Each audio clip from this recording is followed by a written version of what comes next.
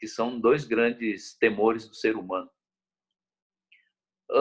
Na medida em que você tem medo de falar em público, de repente é a falta de confiança, a falta de conhecimento ou timidez também poderia até ser, né? Mas timidez do quê? Eu era uma negação para falar em público. Eu acho que tinha até conteúdo para ser dito. E eu aprendi com a Vera. A Vera, pô, era um dicionário ambulante e falava mesmo que tinha que falar. E a gente sempre fez palestra juntos. Ela fazia a parte teórica e eu fazia a parte prática e relacionava o que ela conversava com o nosso mundo, que era o judô, né? Como minha vida foi em cima do tatame, ela vinha com as teorias toda de filosofia e é o que a gente vive no dia a dia. E ela dizia para mim assim, mas pô, você tem o que falar para o pessoal, né? O pessoal quer falar, quer saber de você, não quer saber de mim. Porque ela fazia a teoria e as pessoas queriam falar de judô. É por isso que eu entendo que filosofia de vida, filosofia no nosso cotidiano não é diferente do que a gente pratica no tatame. Só que eu comecei por uma área, por um caminho, ela por outro, né? Ela em busca da filosofia mesmo, pura, psicologia e filosofia. E eu em cima do tatame fazendo a parte prática, que não deixa de ser uma filosofia, e mesmo para ela, a filosofia não deixa de ser um caminho de vida. E ela me disse uma coisa que eu nunca mais esqueci, daí para diante eu comecei a conversar, um pouco mais tranquilo. Ela dizia, e eu sempre eu não gostava de falar na primeira pessoa, né? Falsa humildade ou não acreditava, não sei. Mas na medida em que ela me deu essa dica, falou, fala de você. Eu falei, mas eu vou falar de mim? Eu não tenho as pessoas querem saber de você. O que você fez, o que você faz, como você fez, etc, etc. Tá bom. Eu experimentei a primeira vez e comecei a falar de mim, assim, meio tímido. Mas aí começou a enxurradas de perguntas com relação ao que eu fazia, de fato. Então eu comecei a falar de mim, né? Da minha trajetória, dos meus treinamentos, da forma como eu conduzia a minha vida em cima do tatame. E eu estava falando nada mais nada menos que filosofia, conversando aqui de junto. Nós vimos na quinta-feira tudo que nós fazemos lá em cima do tatame, pô, é o que a gente faz no dia a dia da gente. Então, quando os professores, a gente aprende que a gente tem que participar, tudo que a gente aprende no tatame, ou quase tudo, ou pelo menos os conceitos, fazendo a parte prática também da nossa vida, que não deixa de ser. Então, em relação à morte, eu entendo que a gente tem medo da morte na medida em que a gente tem o medo da vida. Nós não sabemos a respeito da vida. Nós simplesmente sobrevivemos. Corremos atrás do arroz e feijão do dia a dia.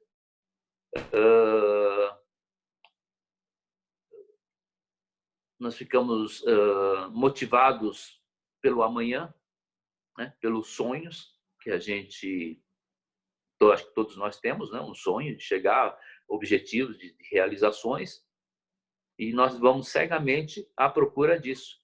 E para a procura disso, a gente precisa de dinheiro, né? Para realizar os nossos sonhos.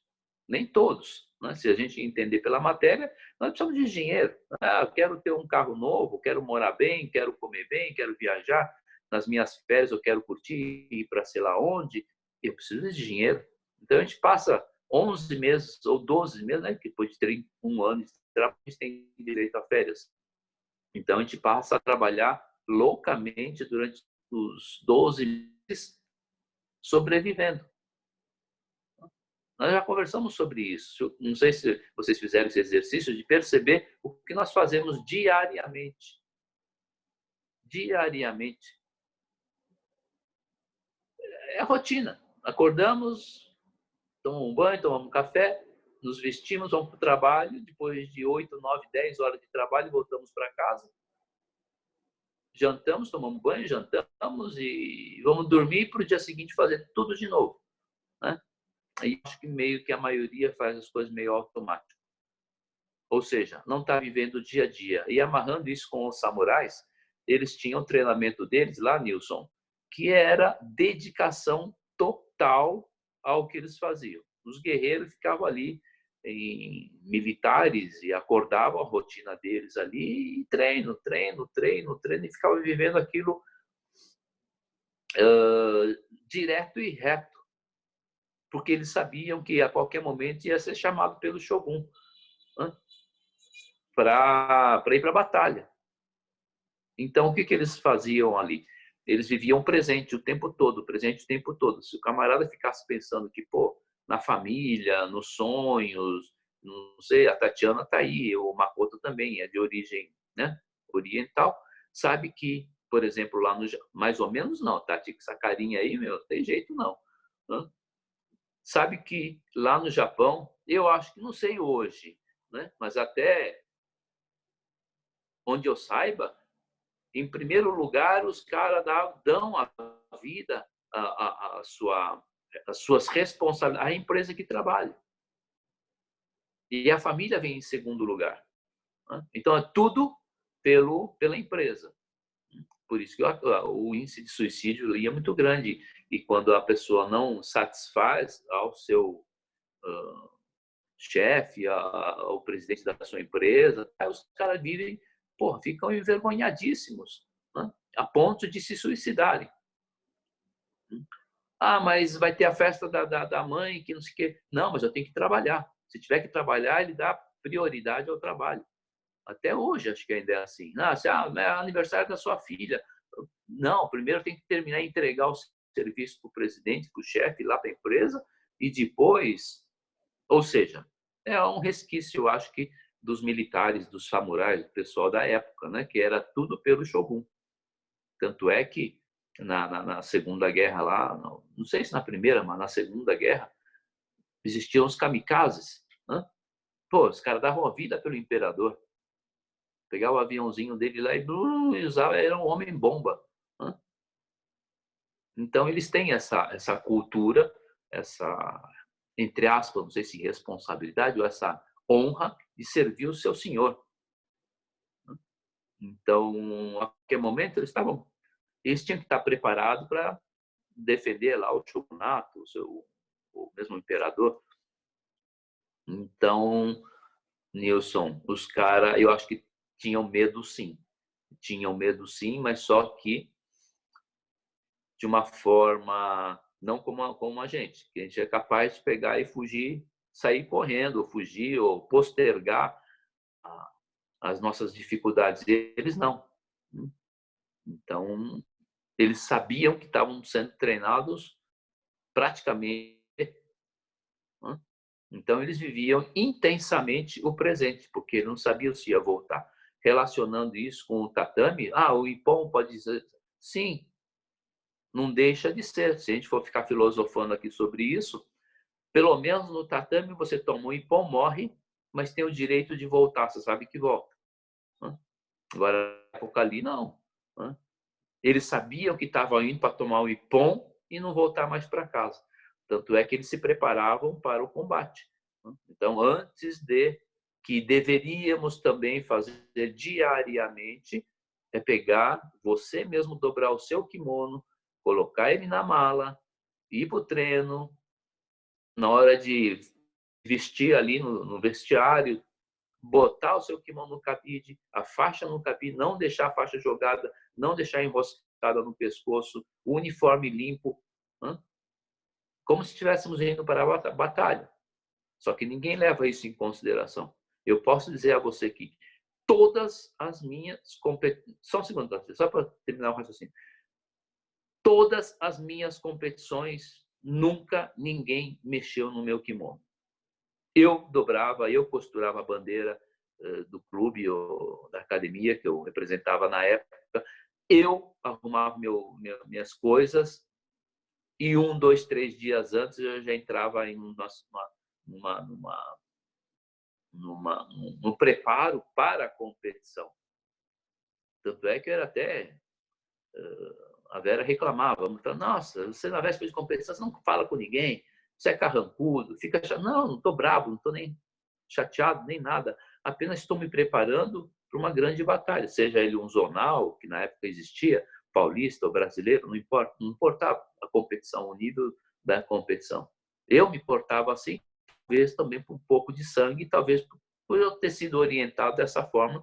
Meu sensei era japonês, então eu percebia esse tipo de ação e eu adotei para mim, que funcionou super, pô, muito bem. Diga a pergunta, Tatiana.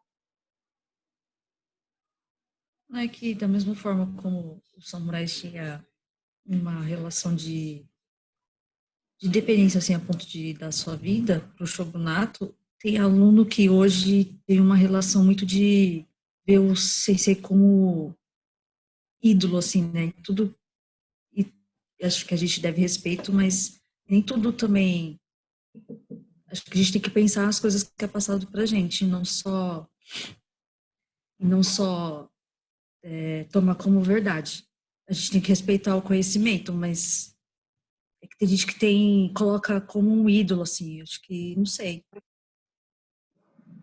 Sim, você tem razão. Eu acho que naquele tempo, né, não tinha outra alternativa. Era assim e tinha que ser assim. Né? Hoje, bem diferente, né? Muito pelo contrário. Eu acho que o que você está falando tem muito a ver com o que nós estamos vivendo atualmente. Né? A gente cria muita expectativa com relação ao sensei, com relação ao namorado, com relação aos pais, com relação ao seu futuro. Né? Isso gera uma ansiedade danada. Nilson, isso gera medo. Né? Porque ansiedade é sinônimo de supressão respiratória. É medo. Né? E quando a gente tece essas expectativas, eu acho que a Tatiana tem toda a razão. É por isso que a ideia aqui, nos nossos encontros, é fazer com que as pessoas pensem, reflitam a respeito de todos os conhecimentos que a gente é agregando, né? No dojo, ou na própria família, com os amigos, nessas nossas lives, né? Que está super na moda. Tem um monte de gente fazendo isso. Né? Cada um com o seu olhar a respeito de um mesmo assunto. Ah, mas eu gosto do... Então, eu acho que ele está falando... Não, isso é a verdade do... Então, Tatiana, você tem razão. Né? Eu acho que a gente não tem que... Pode ter como ídolo, mas não tudo o que a pessoa está falando que seja verdade. Né? Que você siga aquela coisa, que nem burrinho de presépio. Não, o fulano falou, então... Né? Acontece muito com estudos, né? Com qualquer tipo de estudo. O que eu vejo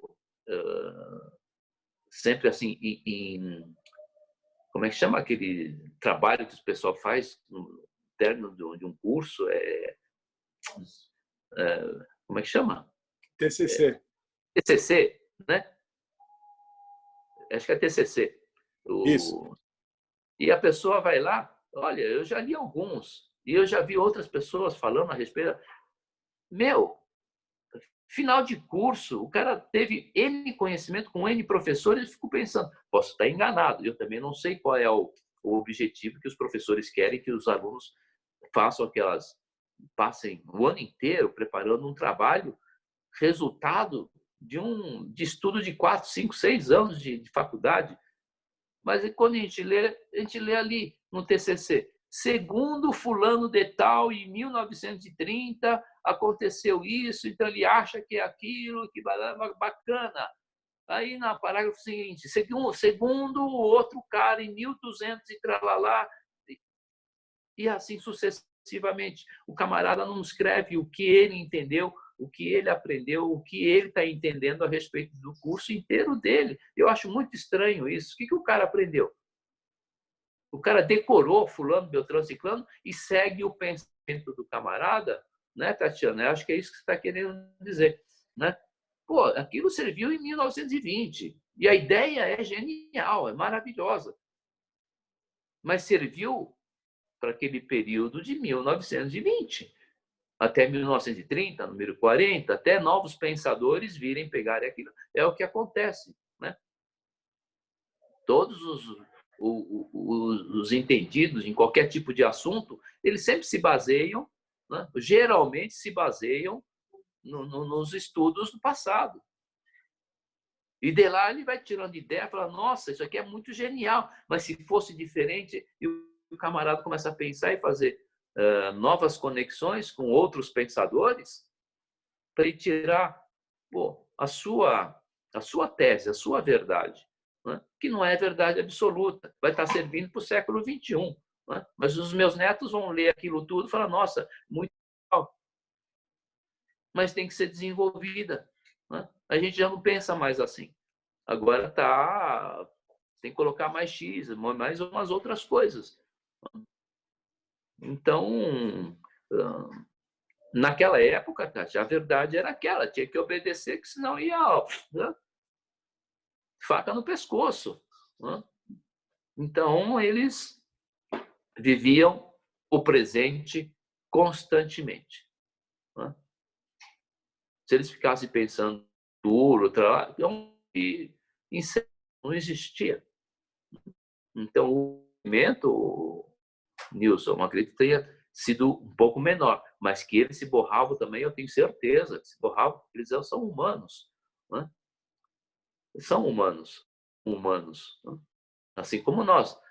Determinados assuntos para nós hoje, que nossos pais, os nossos avós temiam, assim, de, oh, meu Deus, não temos mais esse medo.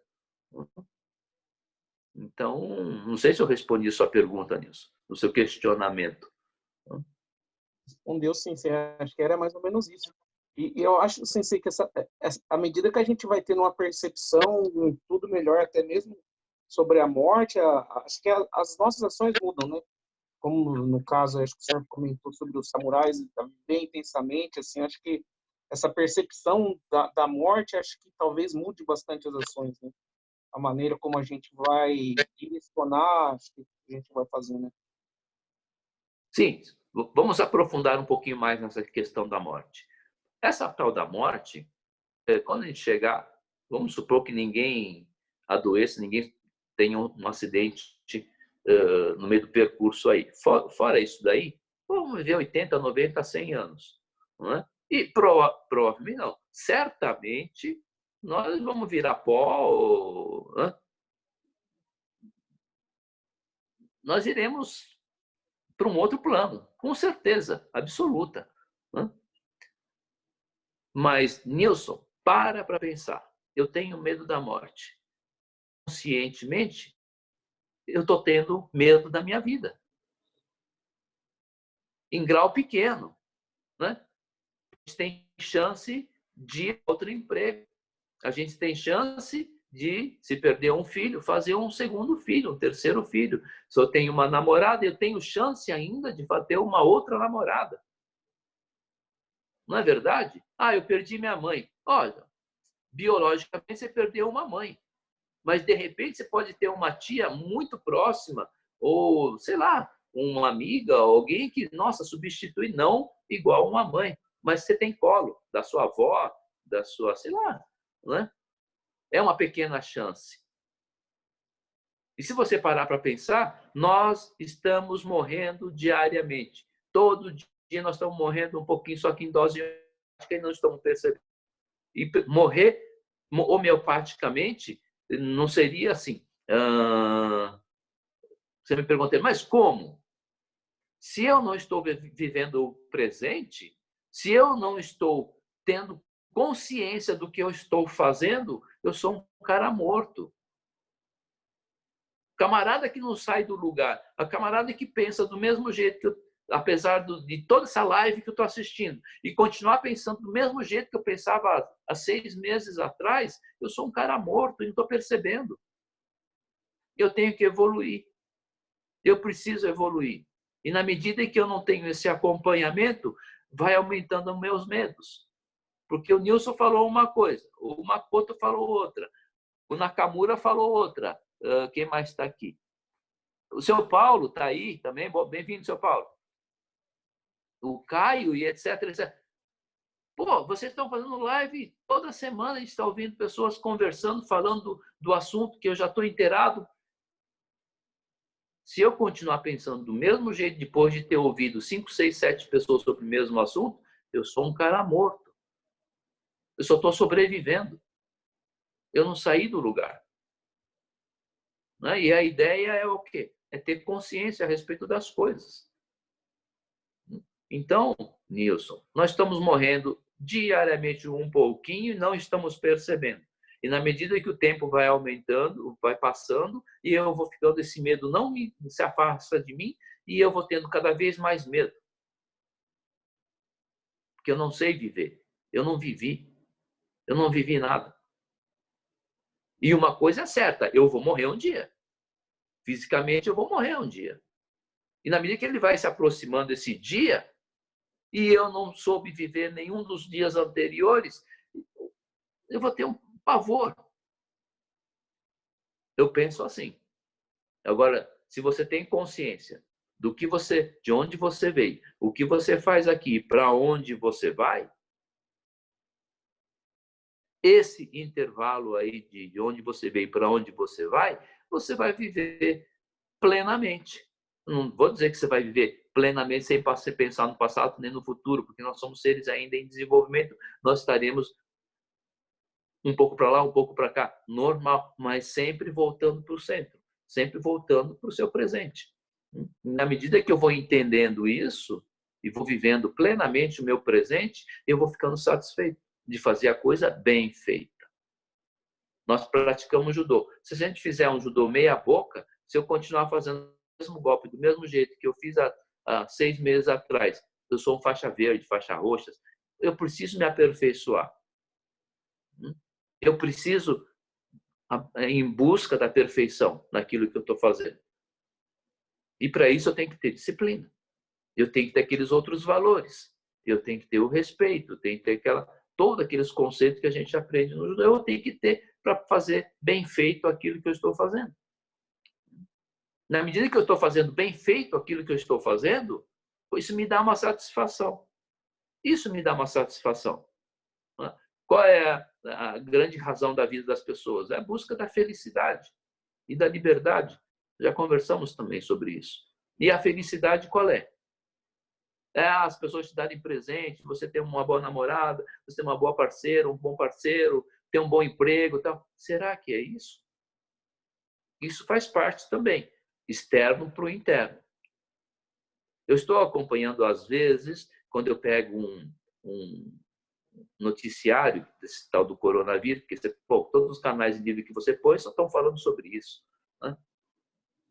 Mas tem um canal ali, acho que é CNN, qualquer coisa assim, CNN Brasil, que às vezes ele tem um horáriozinho ali, que eles passam reportagem não das desgraceiras, mas das coisas boas que as pessoas estão fazendo umas pelas outras. Né?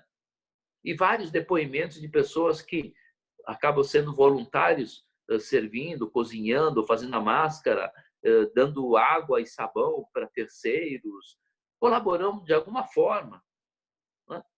A pessoa fala assim, aquela pergunta, Chaval, o que você sente? Tava, nossa, é uma alegria imensa poder estar ajudando as pessoas. O que você sente? Pô, isso sente felicidade de ver que eu estou conseguindo fazer alguma coisa por terceiros, tal. Então, fazer algo para os outros é fazer algo para você. Você nada mais, nada menos está fazendo para você. Né? E na medida em que você acha que está fazendo pelo outro, a gente está fazendo por nós mesmos. Nós estamos sendo caridosos com a gente mesmo. Nós estamos dando alegria para a gente. Você viu o camarada, ele ficou sorrindo de alegria. Isso dá muito mais satisfação a nós mesmos de ver alguém sorrindo, porque você levou um prato de comida, do que para a própria pessoa que está recebendo. Não sei se vocês concordam comigo, mas isso nos dá uma grande satisfação, né? Uma grande alegria. Então, eu penso que, né, amarrando, então, fazendo um amarramento de tudo aí, de que fazer as coisas... Opa! E eu acho que eu caí. Não. Fazer as coisas bem feitas para os outros ou para você mesmo, ou uma limpeza de casa, ou apertar um parafuso, ou qualquer coisa. Sugestão, façam bem feito. E na medida que a coisa está bem feita, Claro, as pessoas que estão recebendo aquele produto ficarão contentes. Mas a alegria que dá a nós mesmos de que, pô, nossa, adorei esse pacote que eu fiz. Gostei muito do que eu fiz.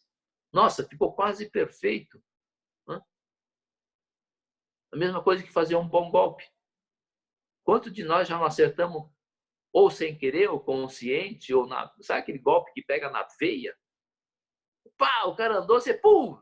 Nossa, não fez força, não teve, não pensou e deu uma saraivada que o cara deu 3 voltas e pá, caiu lindamente. Nossa, nos dá uma grande sensação, concordo? Fala, nossa, olha, putz, nunca acertei um golpe tão no tempo perfeito. É porque foi bem dado.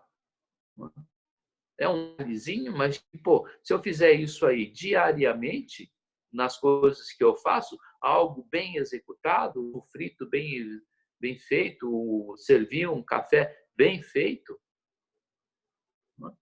pô, você está se aperfeiçoando como pessoa, eu penso. Você está dando alegria a você mesmo. E as nossas células precisam disso, sim, para se manterem vivas, saudáveis. E tenho certeza que a minha rotina, apesar de eu ganhar um salário, não que eu gostaria, mas um salário que me dê o meu sustento, poxa vida, eu acho que... É por isso que tem gente que ganha pouco em alguns lugares, mas está super feliz, porque é realizado, faz as coisas bem feitas, é bem recepcionado, é bem visto pelas pessoas. O seu trabalho é reconhecido por quem? Primeiro por você mesmo, depois pelas pessoas. Então, esse local onde a gente trabalha, que a gente se sente satisfeito, nos traz alegria. Agora, vamos dar uma mergulhada aí. No local onde eu trabalho, eu faço bem feito e sou muito feliz lá, obrigado. Agora, se a gente se aprofundar um pouco, qual é a minha... Tá bom, eu trabalho minha casa, é minha residência, é o meu lar. Pô, se eu deixar tudo muito bem arrumadinho aqui, todos nós estaremos felizes. Estou arrumando o quê? A minha casa, o meu lar, não é mais o meu trabalho. Agora vamos dar uma mergulhada um pouquinho mais. Dentro, qual é a minha casa? É dentro de mim mesmo. Dentro de mim mesmo, eu tenho consciência que tudo que eu faço, tudo que eu agrego às pessoas, tudo que eu faço muito bem feito. E se eu faço muito bem, eu tenho consciência disso, eu sou uma pessoa feliz.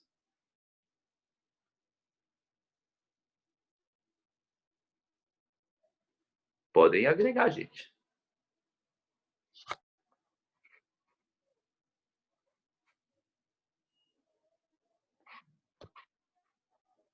Alguém gostaria de fazer um complemento? Ou...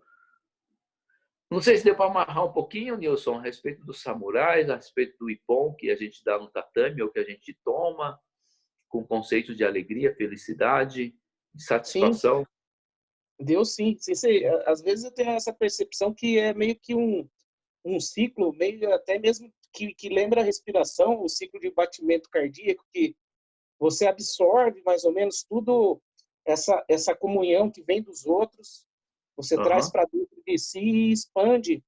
E acho que talvez essa alegria seja porque você fica vivo nas outras pessoas, nos seus gestos, né? Então, quanto de nós, assim, às vezes a gente repete ações que foram boas e passa ela adiante. Acho que é um meio de manter vivo as pessoas que fizeram bem para a gente, né? Você consegue expandir dessa maneira, né? Então, é meio uma percepção que agora, que eu ouvindo o senhor falar, eu comecei a pensar um pouquinho disso daí. Não sei se é isso, se não é, mas me fez pensar assim. Sim, nós já conversamos a respeito dessa unidade, né? Eu sou você, é eu, sou a Tati é o outro, enfim, nós somos um só. E na medida em que eu estou fazendo bem a fulano de tal, eu estou fazendo a mim mesmo. Na medida que eu maltrato terceiros, eu estou maltratando a mim mesmo. Então, aquele conceito de que nós somos, em essência, um só, e como um indivíduo separado, tudo bem, né? Então, e essas experiências, nós estamos tendo essas experiências como indivíduo aqui. né? Mas, em essência, nós somos um só. Então, na medida em que... Aí fica aquela história da minha casa é o meu corpo, são as minhas células. E a minha casa é o meu trabalho, é o meu país, é o meu planeta. Né? Então, são duas extremidades. Né? O externo, que é o planeta, ou o universo, podemos ir até mais longe. E a minha casa, na outra ponta, são os meus átomos. É a minha casa. Né? Então, tudo que acontece nos meus átomos, nas minhas células, acontece exatamente igual ao que acontece no cosmos. E nós estamos todos interligados. Então, na medida em que eu maltrato alguém ou dou aquela ferida em alguém, eu estou me ferindo. Com certeza, absoluta. Então, a ideia é a gente, através do judô, através desses ensinamentos, através dos estudos, do conhecimento, é termos consciência do que nós estamos fazendo no dia a dia.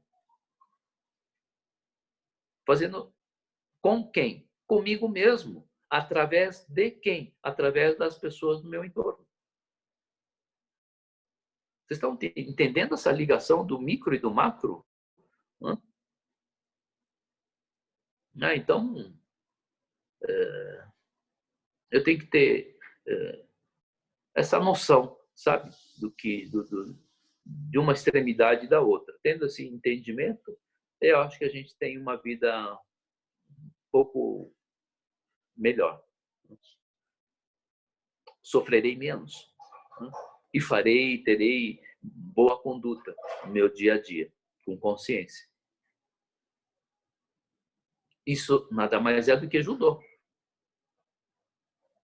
Tenho certeza que todo mundo que vai para o tatame procura praticar isso, se aperfeiçoar, tendo como ferramenta de trabalho o todo o entorno, os colegas de treino, aquelas coisas todas. Mas para me aperfeiçoar, para eu melhorar. Eu sozinho no tatame, caramba. Então, quando as pessoas falam, judô é uma prática esportiva individual e é coletiva ao mesmo tempo. Correto? Mas não ficar só no físico, né? A gente tem que se aprofundar. Se aprofundar nesse quesito.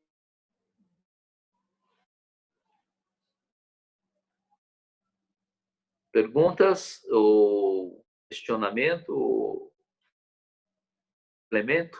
Alguém? Pode falar, Makoto, por favor. Eu vivi, depois que me formei, eu vivi 4 anos no Japão, na época do Asia Taikai, que aconteceu em 94. Então, eu convivi bastante com japoneses lá. Sim. Eu não fui trabalhar como decassegue ou coisa assim parecida. Então, era só japonês e pronto. E o senhor falando sobre o medo da morte no Japão, o que eu mais percebi é que o japonês, ele não tem esperança. Ele não tem aquela coisa que nós temos aqui. Se a pessoa não tem esperança, ele não tem medo da morte. Eu não estou generalizando. Mas convivendo com famílias, inclusive eu era católico apostólico romano, eu frequentava em Hiroshima a catedral, uma catedral muito grande lá, dos jesuítas. A gente percebe que a mãe fica em casa, ela não pode trabalhar mais porque não tem empregada lá. Ela faz a comida, ela limpa a roupa e os filhos acham que isso é óbvio, é normal.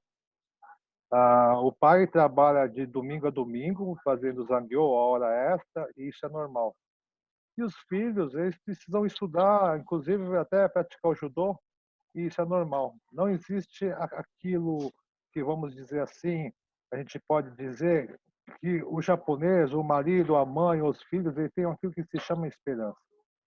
Então, às vezes eu fico vendo, por exemplo, os campeonatos, a gente vê um atleta japonês ou qualquer asiático, por exemplo, quando ele vai no Shiai, ele está lá, para ele ser campeão ou para ganhar aquela luta, ele não pode ter esse medo da morte. Ele não tem nessa hora a esperança. ele está convicto que aquele é o fim para ele. Por isso que ele vai com todo aquele ki dele, né? Sim. Isso é bom, mas causa fatores adversos aí que a gente sabe aí, os índices de suicídio, coisas assim parecidas. Mas, ao mesmo tempo, a gente tem muita esperança, que essa esperança nos faz a não ter medo da morte, porque o que nos faz não ter medo da morte é que a morte é simplesmente uma passagem, dependendo da filosofia, da religião, Sim. ou do micro, do macrocosmos, como o senhor falou, né? Explicou para a gente.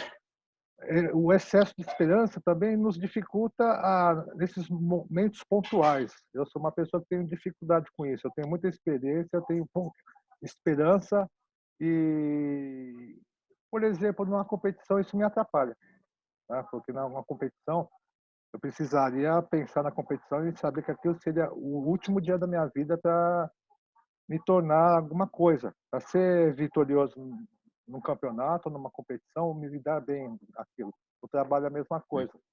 Então, esse equilíbrio da esperança com a falta de esperança, que é uma coisa um pouco difícil da gente pegar e balancear. No Japão, ninguém fala mal do imperador, mesmo que hoje ele não tenha a função, vamos dizer assim, ele tem só a função simbólica hoje. Mas todos o respeitam, né? Na Inglaterra, todos respeitam a Rainha Elizabeth. E no Brasil, o que acontece? Não respeitam o presidente, não respeitam o ex-presidente. Ficam aquela coisa muito dúbia. E eu falo assim, esse pessoal, essa polaridade que aconteceu hoje, e acontece inclusive nas artes marciais, que a gente vê jiu-jiteiros achando que judoca é isso, e judoca achando que jiu-jitsu é aquilo, esse equilíbrio de esperança e a falta de esperança, ela está desbalanceada. Você não acha, Sensei? Olha, você está respondendo a pergunta do Nilson. Por que os camaradas não tinham? E ainda nós estamos nessa, eles lá estão nessa cultura ainda, né? De viver o presente, porque o passado e o futuro, para eles, praticamente não tem. E eu não gosto muito dessa palavra esperança, sabe? Porque esperança vem de esperar. Então, a gente sempre fica esperando alguma coisa mudar para que a gente tenha sucesso, seja lá, né? Fica esperando alguma coisa. E a gente não tem que esperar nada. Então, eu acho que os japoneses, os orientais, acho que eles estou dando uma esticada aqui, porque minha bateria está dando um sinal de bateria aqui, pronto. O cabo não está chegando. Agora deu. Então, a gente não tem que esperar nada, né? E eu acho que no caso dos japoneses ali,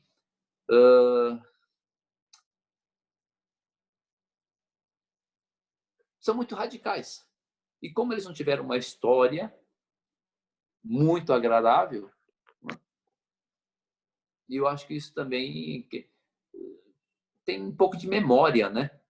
Então, eles sabem que eles têm que servir o seu senhor, o seu pai, a sua mãe, servir a nação, e ela acaba ficando para terceiro ou quarto plano, né? Ainda mais hoje, né, com essa juventude, essa rapaziada nova, então não tem mais essa mentalidade. E o índice de suicídio acaba acontecendo exatamente por isso, que a pessoa acaba tendo que reproduzir a cultura dos seus ancestrais. Acho que já conversamos sobre isso também um tempo atrás aí, com relação ao que nós estamos fazendo, e ter esse entendimento. Eu acho que tem a ver com eles também, esse entendimento do que nós estamos fazendo aqui. Eu acho que eles ficam muito fechados naquela cultura deles e tem que ser tudo de bom para o país deles.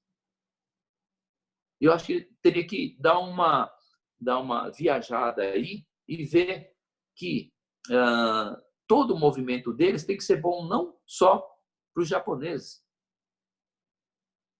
e não só para o planeta. Tem que ser bom para a humanidade. E para isso eu preciso ter o quê? Consciência. Consciência de que eu não estou fazendo por mim, nem pela minha família, nem pelo meu imperador. Eu estou fazendo pela humanidade. E, para isso, eu preciso evoluir. E evoluir é trazer essas coisas do passado e resolver agora no presente, para não se repetir para os meus filhos e netos e etc. Eu acho que aí já dá uma paradinha. Sabe que dentro dos estudos da eubiose, da escola onde eu frequentava, e eu vou voltar a frequentar, eu dei uma paradinha aí, onde a evolução, é uma longa história, ela vem do Oriente para o Ocidente. Então, nós passamos por todo aquele processo da Índia, da China, do Japão, do leste, da Europa. De lá, ela veio vindo para cá.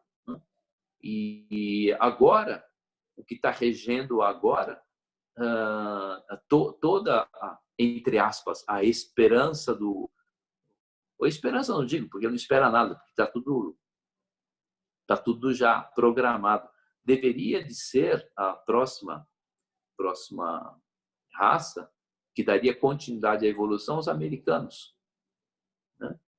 Tanto é que, desde a sua colonização nos Estados Unidos até hoje, foi mágico a evolução financeira que eles tiveram. A economia ali foi fantástico. Em tão pouco tempo, enquanto a Europa padeceu lá durante séculos e séculos e séculos. Nós conhecemos a história da Europa, muito antiga.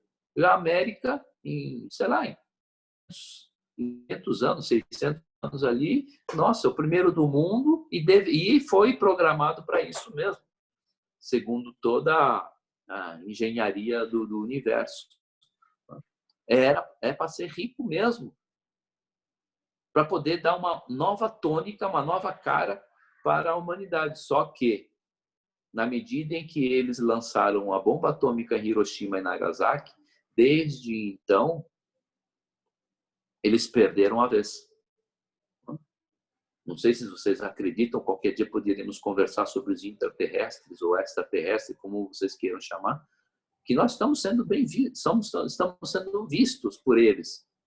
E eles têm um único problema, uma única preocupação com relação a nós, aqui em cima, que é a bomba atômica. E isso aí pode dizimar o planeta e pode quebrar o ciclo evolutivo nosso aqui. Então, sempre que há esse problema, essa situação meia onde as nações estão brigando, um ameaçando o outro em tentar apertar o botão vermelho, aquelas coisas todas, começa a aparecer discos voadores, OVNIs. E eles são movidos à energia. E essa energia faz a cabeça das pessoas, muda pensamento. Nós estamos aqui conversando entre nós, meia dúzia, 6, 7, 8 pessoas aqui. Energeticamente, a gente começa a falar através da palavra, começa a conversar, falar. Eu começo como o Nilson acabou de declarar aí que, puxa vida, nunca tinha pensado nisso, tal, e já começou a alterar um pouco o raciocínio dele. Ou não, Nilson? Essa nova visão a respeito da positivo ou negativo, ou mais ou menos. Então, isso que está sendo verbalizado. Nós estamos verbalizando porque nós ainda precisamos da palavra para nos comunicar. Energeticamente, eu estou aqui, eu busy, e daqui a pouco você começa a pensar umas coisas que não estava nem pensando, porque eu busizei aqui, porque eu tenho essa capacidade. Eu uso 90%, 95% da minha capacidade mental. E os camaradas ali acabam fazendo com que esses grandes líderes, desses grandes líderes, grandes porque são os imperadores do mundo, né?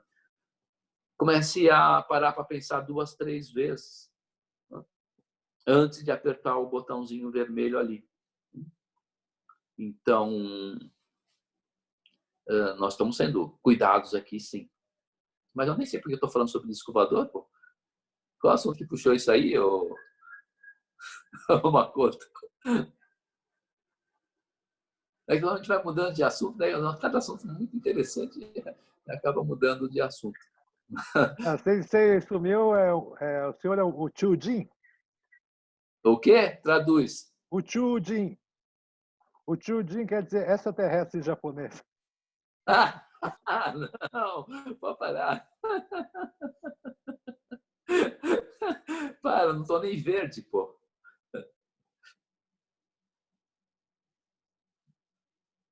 Então, e tendo esses conhecimentos, você vai vendo que você vai entendendo o motivo por que você está fazendo sua passagem aqui. Estava falando dos Estados Unidos. Então, e eles perderam a bola da vez. Então, nós, aqui brasileiros, nós estamos tendo estamos sendo antecipados para dar continuidade nesse processo evolutivo da humanidade. Então, veja que todo conhecimento, sabedoria estava lá para o Oriente, né? No Tibete, na Índia, na China. E agora, mesmo como é que chama aquele Dalai Lama lá? Como é que eles chamam? O novo Lama ali é um ocidental, é um ocidental e é brasileiro. Né? Então, e todo aquele conhecimento está vindo para cá, para o Brasil.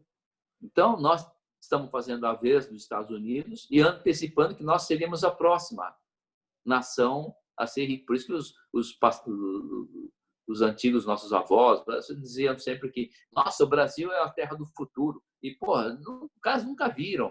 Os meus pais falam que o Brasil é a terra do futuro. Aí também ele não viu. Eu estou falando que o Brasil vai ser a terra do futuro e eu não vou ver. E o meu neto também não. Mas nós estamos sendo preparados. Então, com a gente que o Brasil seja o primeiro do mundo, então está achando que daqui 30 anos nós seremos o primeiro. Calma, pera, talvez demore mais 1000 anos. Porque para o universo, 1000 anos é um piscar de olhos para nós aqui. Então, nós estamos sendo preparados. Essa miscigenação que está vendo aqui no Brasil, o brasileiro, não o português, o brasileiro vai ser a língua do futuro. Não vai ser o português, vai ser o brasileiro.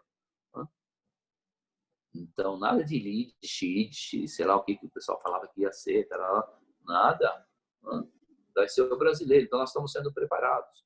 Então, nós aqui, brasileiros, se nós escolhemos vir para cá, nós temos que ficar aqui, sim. Não, eu vou morar nos Estados Unidos, vou morar na América, vou morar na Europa, vou morar porque o Brasil não serve, não presta. Pode parar. Tem que se aprofundar um pouquinho, ter um pouco de conhecimento do motivo e a razão por que nós estamos fazendo aqui no planeta nesse período. E na medida que eu vou entendendo um pouquinho, conhecendo um pouquinho disso daí, não sei se é errado, se é verdadeiro ou não, mas acalenta muito e a gente acaba se dedicando cada vez mais para adquirir mais conhecimento, para deixar como legado pelo menos uma coisa, conhecimento. Certo ou errado, não sei, mas é uma direção para as pessoas, é um norte para as pessoas caminharem e saírem desse limbo aí, desse obscuridão da ignorância. E ficar só reproduzindo tudo aquilo que nossos pais, nossos avós aprenderam. Tem que parar para pensar. Não importa se está certo ou se está errado, tem que parar para pensar. E jogar no ventilador. Alguém vai pegar, fazer um apanhado de tudo isso daí e vai dar continuidade, com certeza. Sempre foi assim. E todos terminaram louco, né? A maioria dos filósofos, né? Os pensadores, tudo ficaram malucos. Porque são desacreditados o tempo todo pelo sistema. O tempo todo. E acaba perdendo até a noção das coisas. Né? Enfim, nós não podemos parar. Seu Paulo, você está muito quietinho, hein? Agora que o senhor conseguiu acessar aí, ó, entrar, né? O Makoto colocou os para o senhor poder entrar, hein? Eu tive que desinstalar. Foi o que eu fiz também. Desinstalar e instalar. Até a hora que eu consegui entrar. Uhum. Mas pelo menos dessa vez eu consegui participar, né? Boa. É que é que nem o Makoto San falou. Você é extraterrestre. Então, eu tenho que ficar assim, prestando muita atenção, porque realmente o negócio transcende um pouco o conhecimento da gente. Isso é pelo fato do senhor ser shintoísta e aí depois ainda participou profundamente da eubiose, esse negócio todo. A sua parte do cérebro ela adiantou muito do que a nossa, né? Então é gostoso a gente escutar, ficar escutando, ao mesmo tempo refletindo tudo isso que o senhor fala. Olha, Paulo, eu não posso nunca, eu sempre coloco em pauta uma coisa que eu tenho que ser sempre muito agradecido, viu? Se não fosse a dona Vera, talvez fosse outra pessoa, mas é ser assim. Nós estamos conversando aqui num grupo porque tem que ser assim, né? Então, eu acho que não é privilégio meu, nem de vocês, nem de... Eu acho que é o que precisa, né? Então, tá tudo certo na hora certa, no momento certo, tá tudo ok. Gente, são 20 para as 9. Alguém gostaria de... Era interessante vocês participarem um pouquinho, né? Senão, vem na casa. Tá aí sentadinho, seu travesseirinho, encostadinho, cabelo cortado. Não, eu tô com a perna esticada, por isso que eu tô assim. Uhum. Fez fisioterapia hoje? Então, eu conseguia descer a escada agora sem muleta. Então, Opa! um avanço bom. Pô, Então, bastante. então eu tenho que respeitar o tempo assim de descanso, né, da fadiga, né? Sim. Por isso que eu tô deitado hoje. Uhum. É, fica aí de boa. E aí? Ô, Tati, você não tá hoje, hein? Opa! Tá de boa aí hoje. Alguém gostaria de fazer uma colocação, pergunta ou...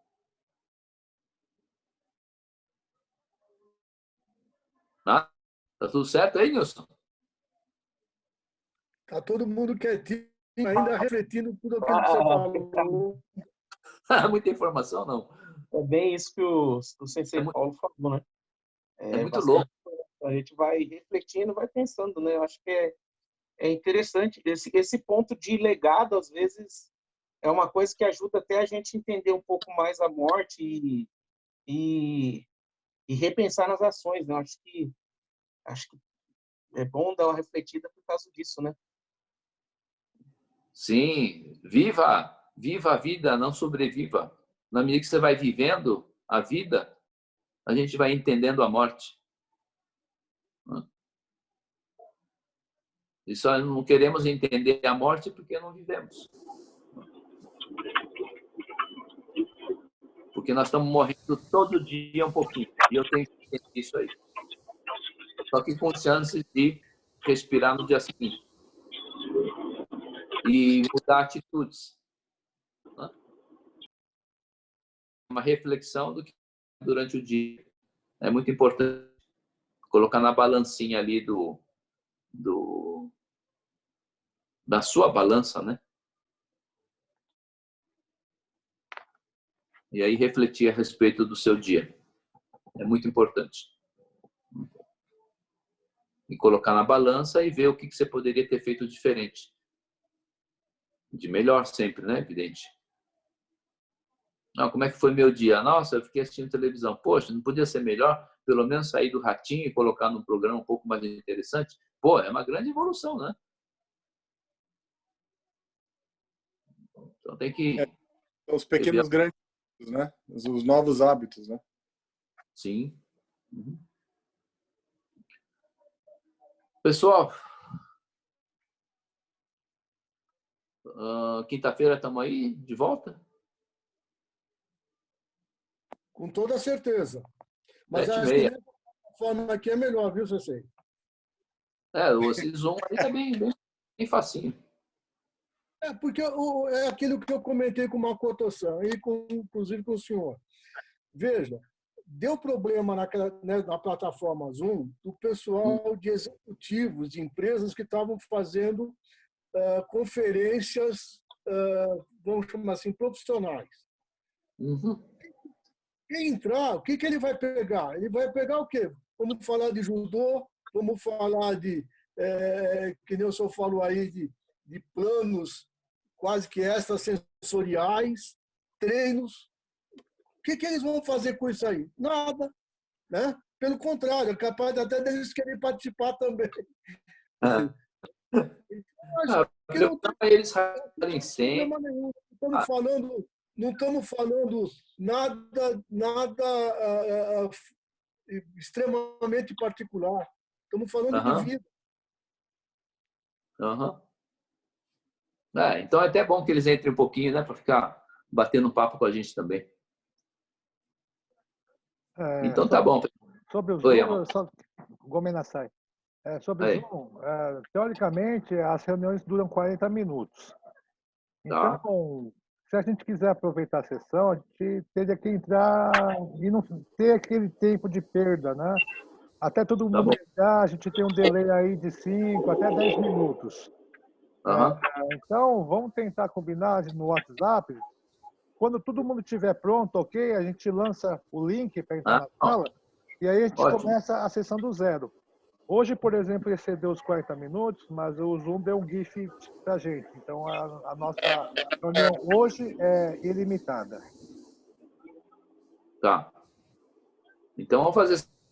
Quando tiver todo mundo ok, a gente copia o link e começa. Beleza? Beleza. Ok. Pessoal, obrigado por terem participado. Obrigado pela oportunidade mais uma vez. Sensei, obrigado, muito obrigado. Obrigado. Tchau, gente. Boa noite. Tchau, boa noite.